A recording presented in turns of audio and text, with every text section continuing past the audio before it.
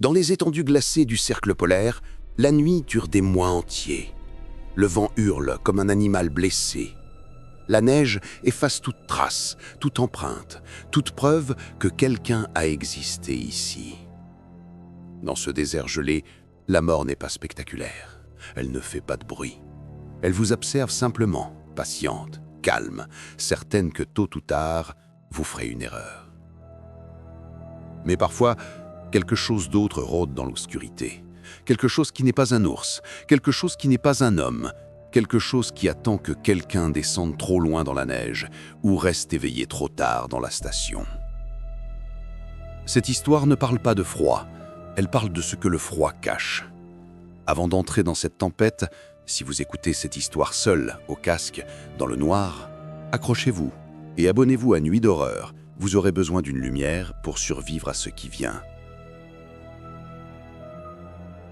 La station de recherche Polaris 6 était perdue au milieu de nulle part.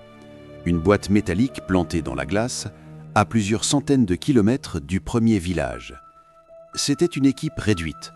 Le docteur Alan Mercer, glaciologue, Nadia Volkov, biologiste spécialisée dans les prédateurs, Jonas Hale, technicien météo, Yuri Sokolov, conducteur de chenillettes, Meitan, météorologue. Équipe totale, 5 personnes. Il devait y rester 3 mois, un hiver entier, sans renfort, sans avion, sans échappatoire. Les communications étaient faibles, le froid atteignait les moins 52 degrés la nuit, et l'obscurité totale régnait 22 heures par jour. Pourtant, tout semblait normal, jusqu'au 9e jour. Ce matin-là, Jonas sortit pour relever un capteur proche du générateur. Le vent était calme, la neige fraîche venait de tomber. Il observa quelque chose d'étrange, des empreintes, immenses, circulaires, écartées de façon irrégulière, comme si quelque chose d'énorme avait marché en zigzag autour de la station. Jonas fronça le sourcil. Un ours ? Peut-être. Mais quelque chose n'allait pas. Les empreintes étaient trop profondes, trop larges, et surtout, elles s'arrêtaient net, comme si la créature avait soudainement disparu. Pas de demi-tour, pas de trace de fuite, juste une fin brutale, comme si la bête avait été soulevée dans les airs. Jonas prit des photos, puis rentra rapidement. La nuit tomba tôt, vers 15 heures environ. À 3 heures du matin, May réveilla tout le monde en criant « Quelque chose tourne autour de la station !» Ils se précipitèrent aux fenêtres. On n'y voyait rien, seulement un mur d'obscurité polaire. Mais on entendait un bruit qui n'avait rien d'animal, un halètement, fort, profond, comme si une créature immense respirait très lentement à quelques mètres de la paroi. Puis un bruit de pas, écrasant la neige. Trop lourd pour être un ours. Alan tenta d'utiliser les phares extérieurs. La lumière n'éclaira que des flocons. « Quelle taille pourrait faire un ours pour produire un son pareil ?» demanda May. Nadia répondit d'une voix blanche. « Aucun ours ne respire comme ça. » Puis un hurlement. Ni un loup, ni un ours, ni un homme. Quelque chose entre les trois. Et il venait du côté est de la station. Yuri voulut sortir, mais Alan l'empêcha. « On ne sort pas, quoi qu'il arrive. » À 4h12 du matin, la créature frappa la station. Un choc d'une violence inouïe. La structure vibra entièrement. Les vitres tremblèrent. La neige du toit tomba en masse. Bam! Puis un second choc, plus fort. Bam! Tout le monde tomba au sol. « C'est un ours. C'est forcément un ours !» hurla Yuri. Nadia secoua la tête, paniquée. Un ours n'aurait pas pu secouer la station entière. Puis, un grattement, un son métallique. Comme si des griffes immenses passaient lentement sur le blindage de la paroi. Skrrr. Alan blêmit. Il teste notre structure, comme un prédateur. qui vérifie si sa proie a un point faible. La créature se déplaçait, de fenêtre en fenêtre, de mur en mur, cherchant une faille. Puis, elle frappa de nouveau. Boum! La station se souleva légèrement du sol, comme si quelque chose de colossal avait donné un coup de bélier. Yuri murmura « C'est impossible !» Mais impossible ne voulait plus rien dire à Polaris 6. Vers 5 heures du matin, le vent se calma. Le blizzard s'interrompit, comme si la nature elle-même retenait son souffle.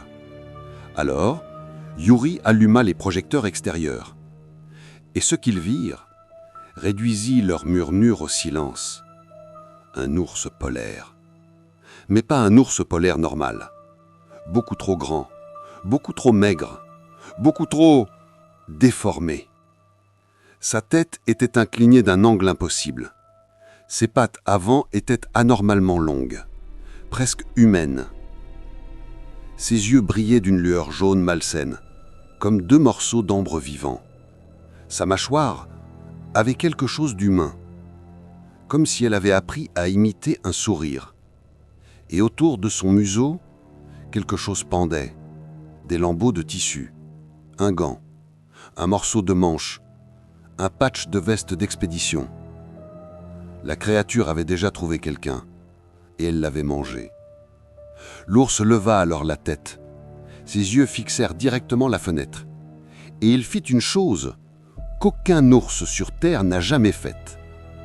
Il se mit debout, sur ses deux pattes arrière, parfaitement, sans trembler, sans vaciller, comme un homme. Un frisson parcourut toute l'équipe. Mais il murmura. Les ours peuvent se lever, mais pas comme ça.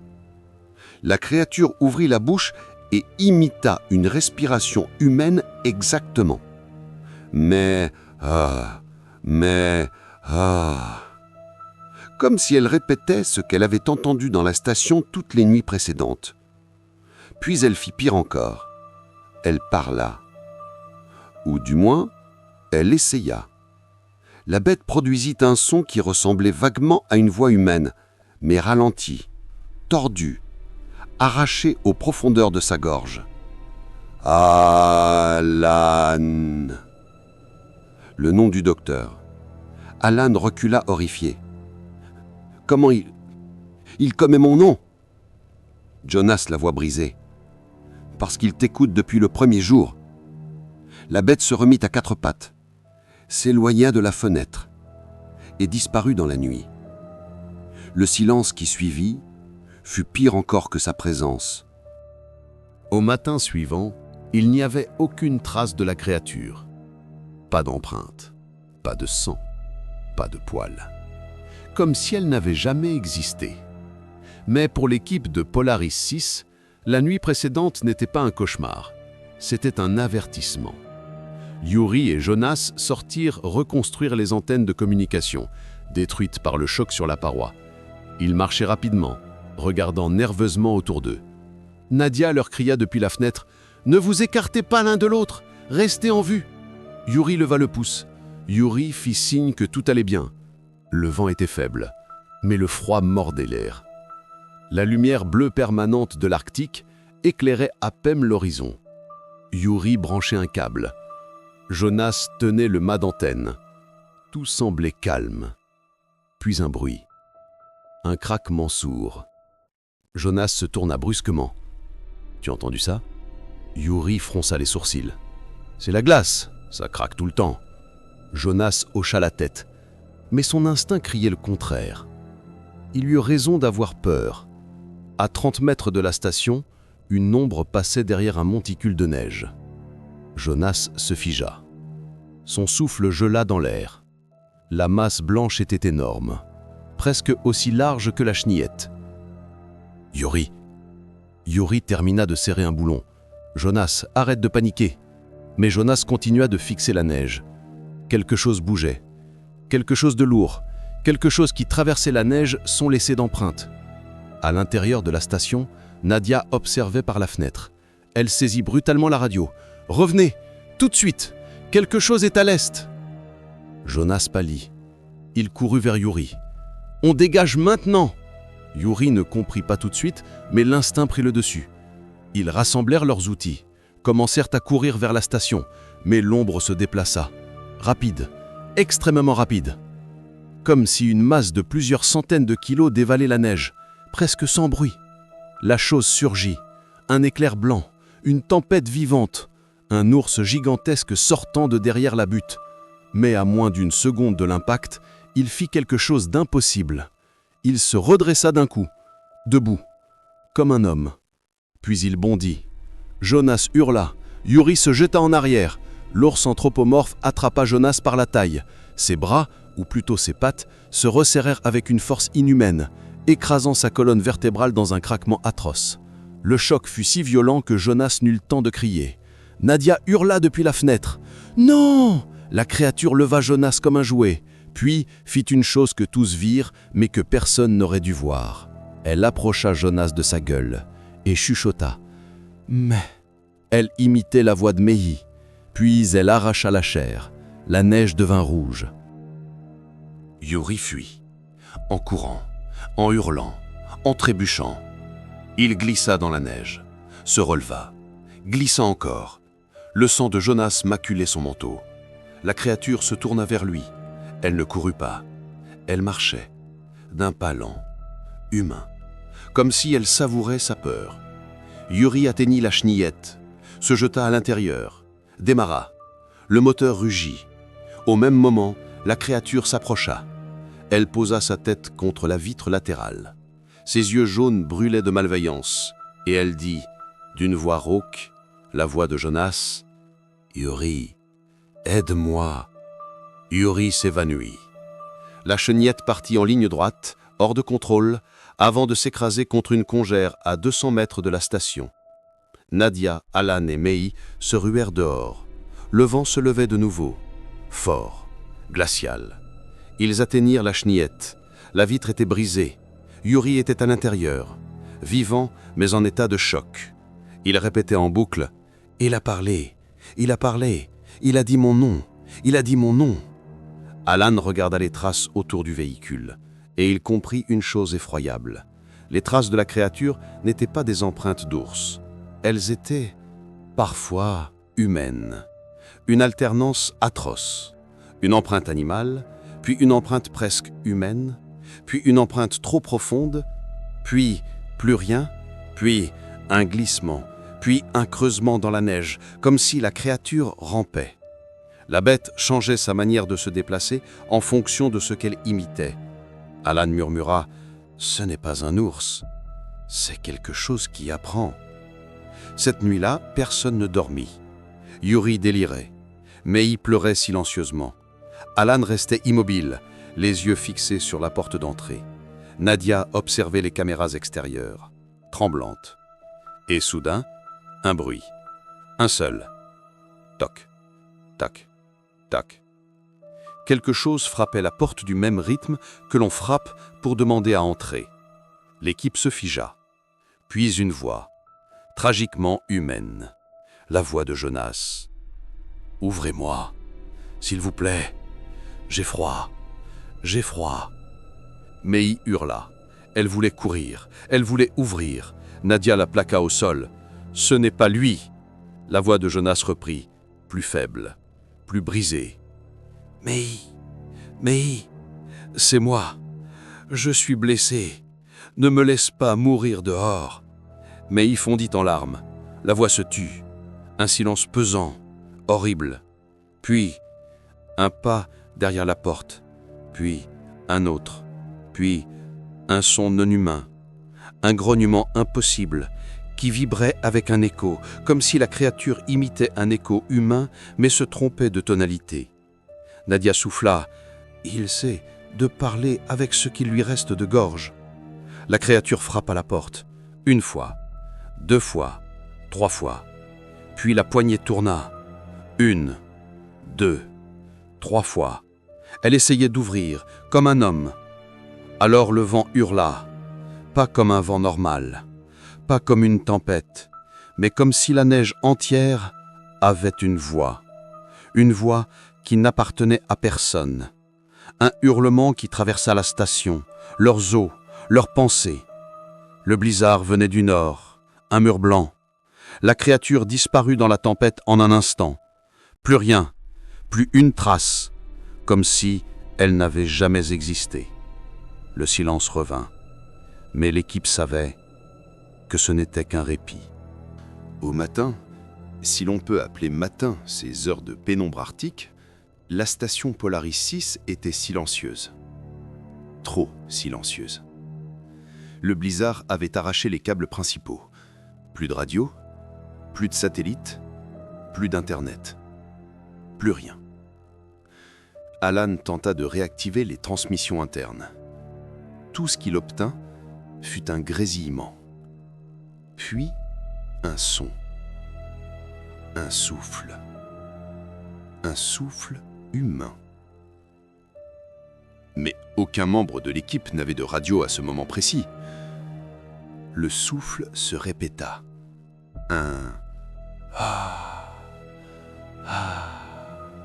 lent, décalé, comme l'imitation imparfaite d'une respiration.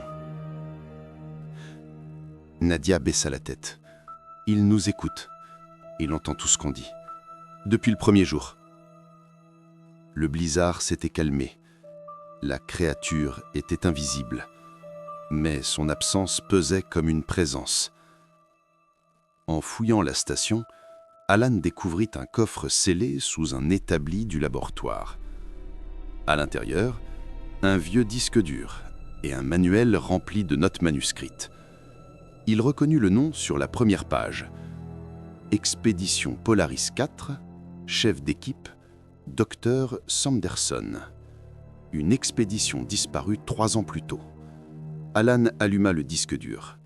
Il y avait une seule vidéo, un seul fichier, daté du dernier jour. La vidéo montrait Sanderson, pâle, cernes immenses, les mains tremblantes. Il parlait dans un chuchotement hystérique. « Ce n'est pas un ours. Ce n'est pas un animal. Il n'a pas de forme fixe. Il prend la forme de ce qu'il consomme. Il copie. Il imite. Il apprend. Il devient meilleur. » Alan sentit un frisson lui traverser la colonne. La vidéo continua. Il a commencé avec les morses, puis les phoques, puis les ours, puis... Sanderson tourna sa caméra. L'image devint floue. Dans le coin de la pièce, on voyait un corps, ou ce qu'il restait d'un corps. Les membres pliés dans des angles impossibles. La peau tirée comme du cuir glacé. La mâchoire arrachée et recollée au mauvais endroit. Puis, la vidéo se coupa brusquement. May plaqua une main sur sa bouche. Mon Dieu! Yuri recula contre le mur, terrifié. Nadia murmura. C'est une forme de mimétisme extrême. Une imitation vivante. Alan trembla. Non, pas une imitation. Une évolution. Cette chose améliore ce qu'elle copie. Elle nous étudie. Elle apprend. Puis, son visage se décomposa. Jonas. Il parlait avec la voix de Jonas. Visiblement, après l'avoir, il ne termina pas sa phrase. Dans l'après-midi, le générateur externe s'éteignit. La station plongea dans un froid violent. Sans chauffage, la température descendrait sous les moins 40 degrés en 30 minutes. Il fallait sortir. Ils n'avaient pas le choix. Alan, Nadia et May s'équipèrent. Yuri resta dans la station, incapable de marcher correctement. Ils avancèrent dans la neige, tremblants, regardant dans toutes les directions, craignant le moindre bruit. Le générateur était à 40 mètres de la station, un petit abri métallique. Alan ouvrit la porte. À l'intérieur, une horreur. Tout le câblage avait été arraché. Pas avec une hache, pas avec une pince, avec des griffes. Des griffes énormes. Mais sur certains câbles, des empreintes humaines.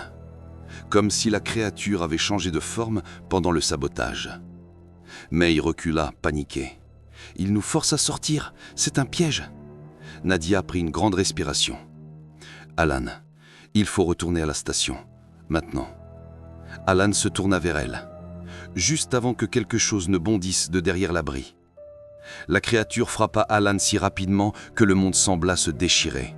Un flash blanc, une ombre, un bruit humide. La bête le happa par le torse et l'emporta dans la neige comme un loup emporte un lièvre. Mais ce n'était pas un ours. Ce n'était plus un ours. Sa forme changeait en mouvement. Ses pattes avant se disloquaient, ses hanches craquaient. Sa tête se tordait des côtés comme si elle essayait un visage humain mais n'arrivait pas à bien le fixer. Alan hurla. Un hurlement humain, un hurlement désespéré. La créature lui répondit dans sa propre voix. « May, aide-moi, Nadia, Nadia, N-D-A » Elle déformait les noms, comme si les syllabes fondaient dans sa gorge. Nadia voulut courir vers Alan, mais il agrippa de toutes ses forces. « Non, non, c'est ce qu'elle veut !» Et elle avait raison. La bête n'avait pas filé vers le vent. Elle était partie dans la direction exacte, d'où venaient les cris de Jonas. Un piège. Un piège basé sur la compassion humaine. Nadia hurla le nom d'Alan une dernière fois, mais la neige se referma et son cri disparut. Elles coururent. Elles atteignirent la station, claquèrent la porte, la verrouillèrent.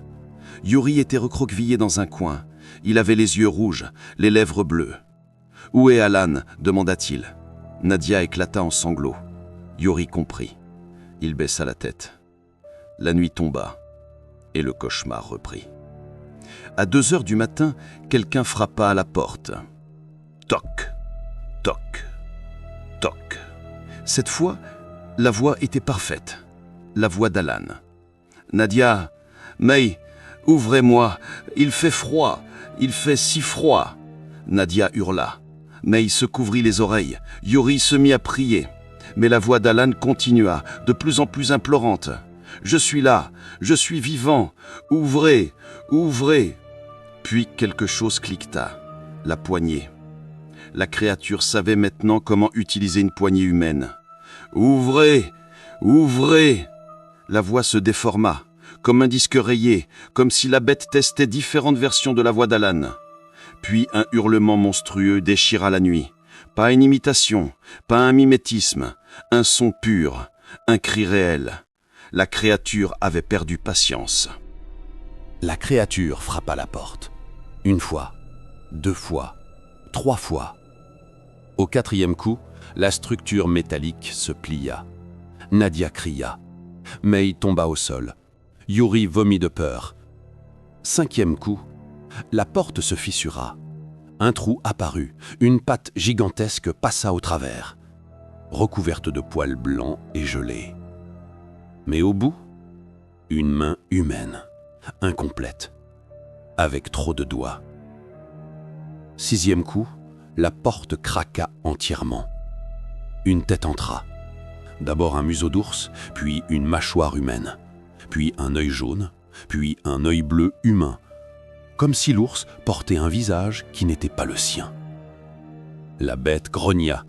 « Nadia, j'ai froid. » Nadia sanglota. May ramassa un extincteur. Yuri tomba dans les pommes. La créature força. Encore, encore, encore. Puis, la porte céda.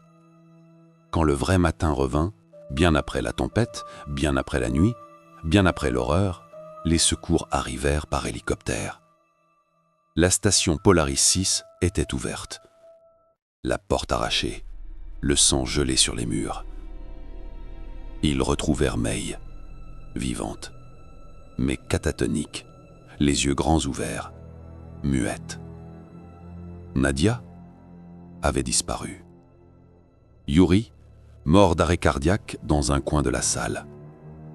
Et sur la neige gelée, à plus de 100 mètres de la station, ils trouvèrent quelque chose. Une seule empreinte. Une empreinte humaine, gigantesque. beaucoup trop grande pour appartenir à un homme. À côté, des poils blancs et un morceau de mâchoire humaine. Les secouristes ne comprirent pas. Personne ne comprit. May, toujours muette, finit par écrire une phrase sur un carnet d'hôpital. Une seule. Ce n'était pas un ours, ni un homme. Ils étaient tous les deux, et aucun des deux. Elle refusa d'en dire plus, et la station Polaris 6 fut définitivement abandonnée. Dans l'Arctique, les prédateurs ne disparaissent jamais vraiment. Ils se cachent, ils apprennent, ils évoluent. Et certains imitent. Si un jour vous marchez dans la neige et que vous entendez une voix humaine vous appeler, ne répondez pas, ne regardez pas, ne suivez pas les empreintes. Parce que certaines empreintes ne conduisent nulle part. Elles attendent seulement que vous les suiviez. Et si vous voulez continuer d'explorer ces secrets que la Terre aurait préféré garder, abonnez-vous à Nuit d'horreur. Parce que dans l'obscurité du monde, mieux vaut ne jamais marcher seul.